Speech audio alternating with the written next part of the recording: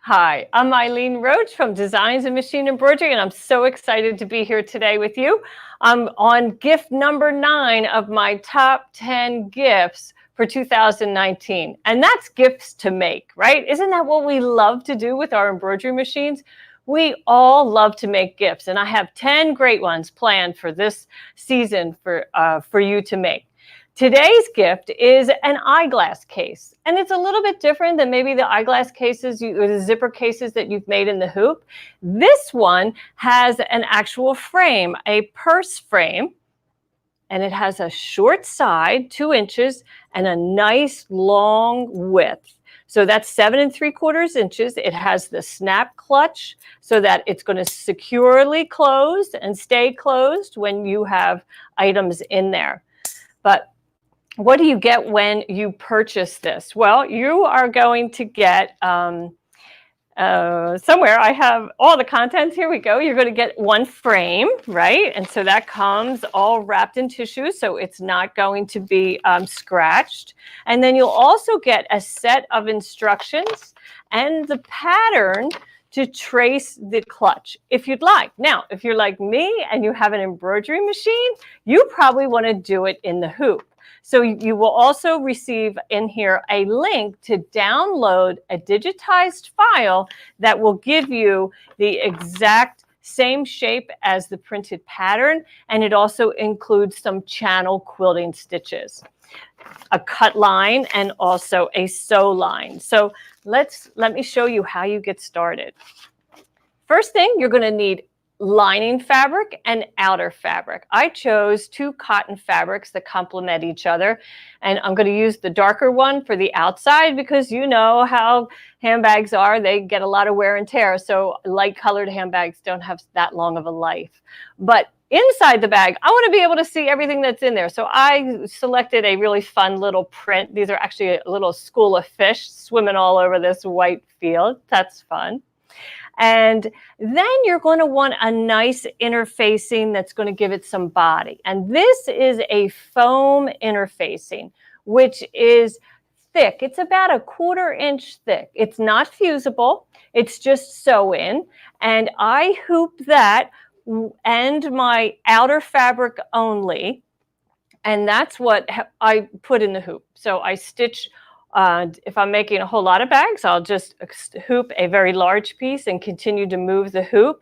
This is a great time to use a magnetic hoop because this foamy material, it's kind of like a surfboard in the hoop. You really can't hoop it. And if you use a magnetic hoop, you just completely eliminate the need for a sticky stabilizer. So that's why I like to use a magnetic hoop for that.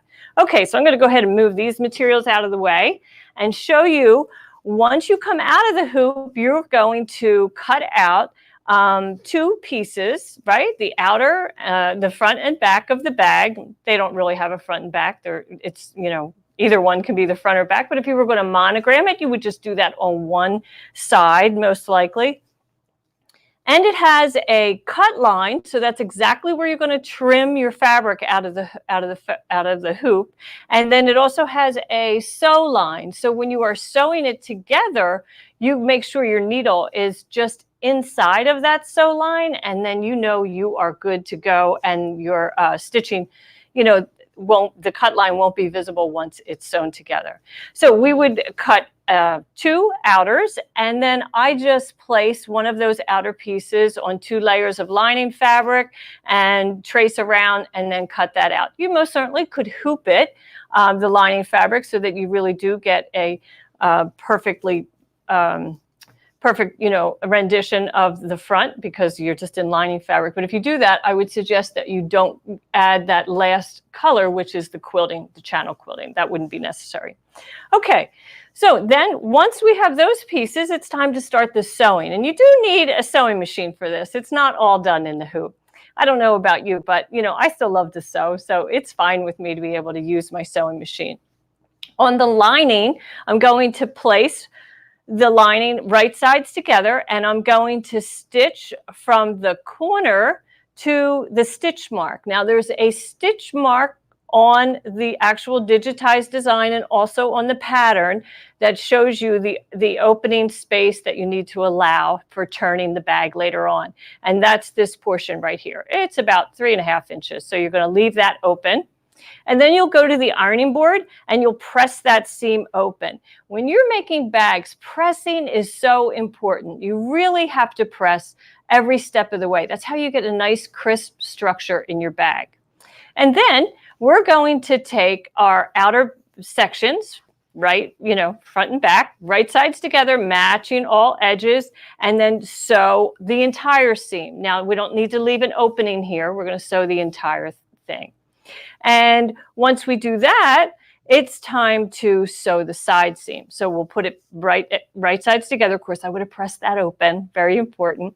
And then on the side seam, I stitch from the corner to the top edge right here, this seam allowance. I do that on both the outer bag and the lining. And once those pieces are together, it's time to box our corner. Now, I've already boxed the corner of this, but I think you probably know already what box the corner means.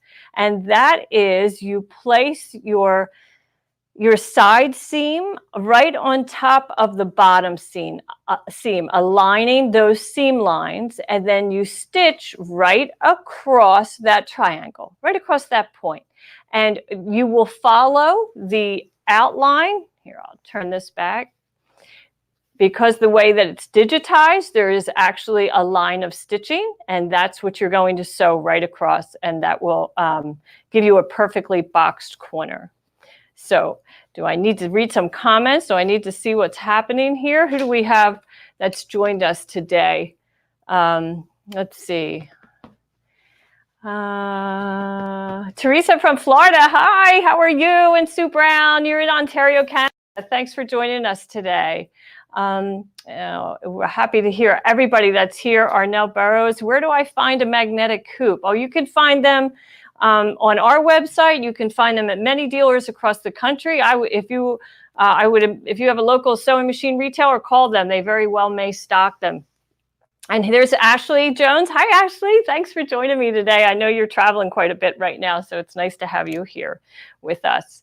Okay, so, and Cynthia in Austin, is that where she was? In Louisiana. Okay, cool. All right, so back to what we were doing. So once our bottom is boxed, right, where we stitch right across, then I actually then turn it right side out, and at the ironing board, I fold it down and I align those outer corners and I press along that edge to get a really sharp crease. And then I flip it over this way and I do the same. So I'm finding the point on each corner and I'm pressing down and getting a nice firm crease. And then now you can see how my bag has body. I'm on a ramp here, so it wants to fall over, but it does have a nice shape to it. Okay, so then what? Well, now it's time to put the lining and the bag together. So what I'm going to do is I actually like to turn my bag right side, wrong side out of the outer bag, and I like to put my lining inside. And that's a change for me because I used to do it the other way. I used to put the bag inside the lining, but I've noticed that when I use this foam interfacing, it has quite a bit of body. And so it has often kind of stretched my lining a little too much, so I didn't really like that. So now I just do it the opposite way, which is probably how it was originally intended. So I'm going to use clips, and I have clips here somewhere. And I'm going to clip those top seam allowances, right? I'm matching all curves, and I'm going to do that all the way around. And then at the sewing machine, I'm going to sew so that I can see on the foam interfacing where that stitch line is. Maybe you can see it here. I've stitched it in black. And I want to make sure my needle is just inside, close, into the interior of the bag as I stitch so that it's not visible, that seam line. And I'm going to go all the way around. And when I get to the corner, It's a little tricky underneath the needle. Take your time, relax, lift the presser foot, pivot the fabric as you go around those curves. And then I'm going to actually make kind of a U shape right around that curve. And that's really important because that's going to allow that edge of my frame to kind of nestle inside. So you'll see what I mean when I go to birth this bag. And so all the way around, back to the ironing board to press. That's very important. And then after it's pressed, it's time to trim. And this is crucial. So what do we want to trim? Well, we want to trim those corner edges, right, around the corner on both sides of the bag. And here I am over here. I'm going to just trim both sides, all those corners. There's 4 corners in a bag. And so, you know, people wonder, well, gee, it seems so easy, but there are 4 corners. And believe me, I can never get all 4 to match. That's why I love a digitized file. It's just going to be perfect for my sewing skills. Okay, so then at that U shape on the side seam, that's where I'm going to snip right into that corner. And I'm going to then trim away that excess seam allowance right at that point. I'm just going to trim that away. And then when I go to birth that bag, I'll pull it through the opening. And this is the fun part. It takes a little while. You have to be patient, right? And just work the bag right side out. So we're going to push that bottom corner out, that boxed corner, and just keep pulling until it all comes out. And as you know, smaller bags are probably more challenging to make than a larger bag. Well, they each present their own challenges, don't they? Because big bags can be bulky and clumsy, a lot of fabric to deal with.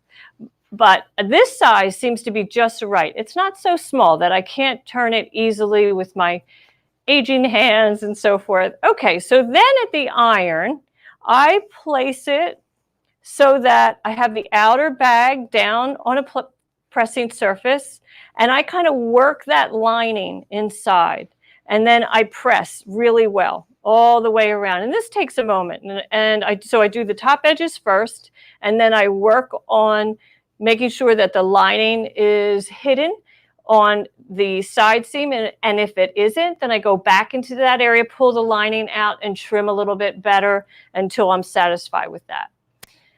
And we're almost done. Now we have to get it in the frame, right? Do we have any questions? Hi, I better go put my glasses on because I can't see. So let's see. Benton, Arkansas, Kathy Jolly, hello, how are you? In Staten Island, New York. Oh, it's great to have all you people here. And Jackie, goodness, you're a neighbor. You're over in Grand Prairie. Thanks for joining us here today. We're going to get some crazy weather, I think, tomorrow here in Texas. So look out for that Weather Channel, right? Okay, so let's go back now to our frame. Let me find my clips that I used earlier. These clips are so handy for making bags. So at this point, I would go to the sewing machine and I would close my lining, right? You could do this by hand. I know a lot of people take the time to do that kind of thing by hand, and I'm not one of them. So I just line up those folded edges and I go to the sewing machine and I just stitch that down, and that's getting stuffed back into the bag, and nobody's ever going to be the wiser. So I save that hand stitching for, so kind of looking for a use for that hand needle actually. Anyway, okay. So on our frame, I open it up and I take Eileen's Fabric Fusion. I'm not going to do this on camera, but just so you know, I take off the lid, obviously. I hold it upside down. I'm going to be working on this edge first. And so I just run a bead of glue all the way through the channel, all the way. Now, this dries clear. So, you know, it might look a little messy in the beginning, but just, you know, exhale, breathe. And then, and meanwhile, I would have prepared my bag properly. I would have folded this back and put the clips in before I applied the glue. So let me see. I think you have a couple questions there. So Arnell, you're asking, you don't have to do this on your embroidery machine. Well, you're not really going to sew the bag on your embroidery machine. You're going to create the actual you're going to stitch the digital file on foam interfacing and outer fabric, and then cut that out right on the cut line. So what that does is it turns your embroidery machine into, like a CNC cutting machine, a perfectly digitized cut piece, so that all of your pieces are identical. And I'm often making groups of these because I have a big family. So like the other night, I made 4 bags. So I hooped enough fabric and foam interfacing to make 8 repeats of this one file. And that file is the exact outline that you'll need of the bag and the sew line and the digitized quilting stitches, the channel stitches. Then if you want to add a decorative element to it in your embroidery machine, you most certainly could. You could add, flowers, you could add a monogram, you could do, a funny saying like, I need a face, or, my makeup bag, hands off, something like that. So that's what the embroidery part is all about. But as I said when I first started, the pattern that you get when you purchase this includes a printed outline, so you could just make it the whole thing traditionally like you would on your sewing machine. So your choice, but you are definitely going to have to finish on your sewing machine. This is not a complete in the hoop project. Okay, so I already have my glue in here, right? So then I have folded back the part of the bag that I am not going to insert into the frame at this time. So I've folded that back and I clipped it in place so it's out of harm's way. And then I just start working that edge, and I take one corner and slip it into the frame. And it is a little clunky because it's, a small area and you have to work it as you go all the way around, but this does fit perfectly. It may seem a little oversized as you first approach it, but once you get all of the 2 corners in place and there's glue in there, and then you just kind of firmly press it, pull on it with your hand, and then we let it rest and let the glue dry. And once that's dried, and I wait about an hour, I just leave it down on the table and let it do its thing. And then I repeat the process. Now I remove those clips and repeat the process for the other side of the frame. Super easy, really, really fun. And, it's such a professional gift, isn't it? I mean, it looks beautiful. It can fit your eyeglasses, lipstick, car keys. It's strong enough to do that. So are there any questions? Let's see. Patty had a question. Get my glasses back on so you can Patty said she picks up a tip every time I find you. Oh, you're new at this. Well, welcome, Patty. I hope you join us all the time because, we're going to be here every Thursday at 1 o'clock sharing tips. And I just love to do this stuff. And hi, Irene. Thanks for joining us. Boy, she's the master of bag making in the hoop. I'll tell you, I've learned a lot from her for sure through the years. And Hilda Hendricks, you're from Southern New Jersey. I was raised on the Jersey Shore in Wildwood Crest, New Jersey. Close to my heart, that place for sure. So we have a great special on this. It's normally $14.99, and that's the frame, the sewing instructions, and the pattern, plus the digitized file that you'll just download and you'll have it on your computer, and then you can send it to your machine to use. So normally it's $14.99. This week it's $11.99, and it is number 9 on our gift list for Gift Making 2019. So today, after this, I'm heading over to the airport because I'm going to be heading to Fresno, California to join Tina Bartlemay, one of our education consultants at Kiki's Quilt Shack for the weekend, which is so fun. But we have 3 other events that are happening around the country this weekend.